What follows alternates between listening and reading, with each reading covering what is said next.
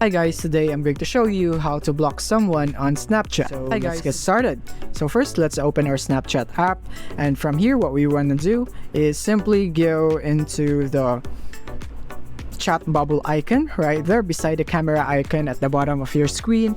And from here what we're gonna do is simply go and long press on the person that you want to block. For me, example is the first person right here in my chats, and from here I just simply long pressed his name, and from here you wanna go and tap on the manage friendship, and from here you have the option to block that person, and you wanna tap on it and you will be prompted just like this one. Are you sure you want to block this person? Then you wanna go and tap on block so that you will be blocking that person, and after that he or she has now been successfully blocked.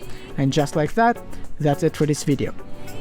If this video helped you out, don't forget to hit the like button and subscribe button so that you won't miss our future updates. Thank you for watching.